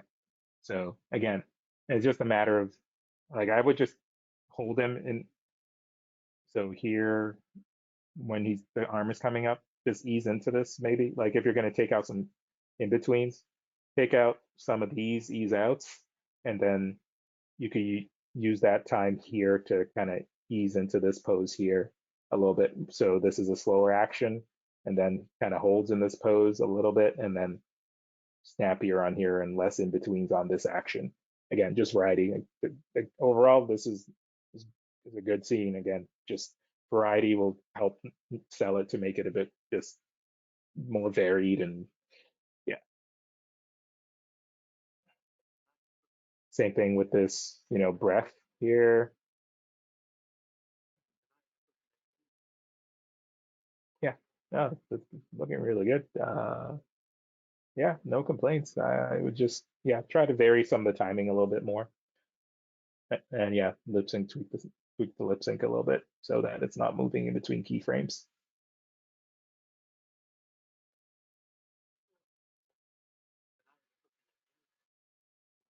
Yeah, and then next one is pendulum.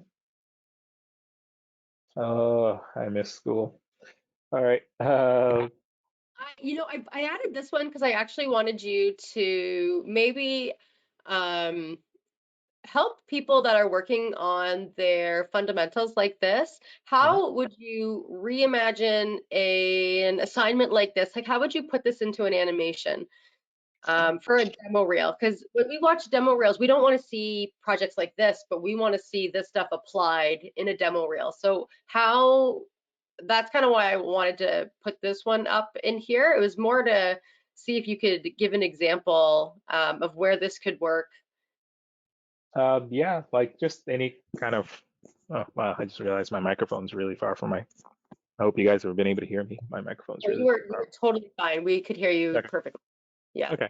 I would say, yeah, just, doing overlapping action with any character with like long hair, for example, or a rope, you know, a character, snapping a rope of any sorts. Even, I literally just pictured somebody on a circus act with one character swinging the other one and the drag on it.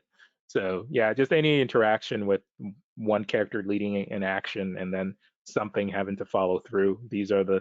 That's the bread and butter of any scene, because if you could do a main action, but if the secondary doesn't really sell the speed, or like you could have a really fast action, and then if you have everything kind of settle very nice and smooth, then it really sells it, and you won't even notice how much a character moved across the screen. So yeah, something like this is, yeah, it is good as a kind of lesson. If you have in your demo, it's not the end of the world, but it is kind of better with a character, and even like the timing here, like a character turn, especially like a character turn, right? Let's say you have a character and they have a tie, you know, that's precisely it, right? You're going to have the character turning here, and you're going to have the drag character going this way, and then the drag on the tie. So yeah, that'd be perfectly applicable in a shot like this. So yeah, but as always, just I'm looking at it, and there's one little jerk here that, yeah, right here. So arcs, again, as I mentioned earlier, very important. So you have this come up, that's good. And then it kind of swoops down this way, then it's coming down a bit more this way, and then it just stays horizontal on this frame. So these are things that jump out very, very quickly and start making things look jerky. So make sure you really like draw your lines of action in, and draw your arcs in. Really just make sure things follow a nice smooth arc. So you're already starting this action down this kind of general path. This one drawing throws off everything, and I can't unsee it because I'm OCD like that. So just lower, on this frame, just lower that ball to follow that downward trajectory we already started on the previous drawings, and then everything, and same thing here, right? Then it goes this way. Whereas it's just, if you're gonna try to have something like this happen, it probably should happen earlier. But again, make sure everything, if you want to do this kind of arc, sure, that's plausible too, but just make sure everything kind of flows together. Right now, we have a bit too much going on with going down to the, and going down a little bit to the left, going down a little bit to the left, stays horizontal, jumps up to the left. Now you have like this kind of, you know, action going on, and then it just starts looking just a little bit jerky, whereas everything otherwise is great. So if you're going to kind of continue it, if you want to have it start going up this way and over, then continue. So start it here, start raising it here, and then continue raising it here. So now you have an over, if you're going to do that kind of curve. It's totally fine. It's just, again, pick what kind of arc you want to do and commit to it. Right now there's two different arcs going on, and then we end up with this, and then yeah, it ends up just a little bit jerky. So just pick your arc you want, which I think that's what we're trying to go for here, kind of a swoop in and then over arc, and just commit to that, and that will make that very, very, very smooth. That help? All right, that's great. No, thank you so much.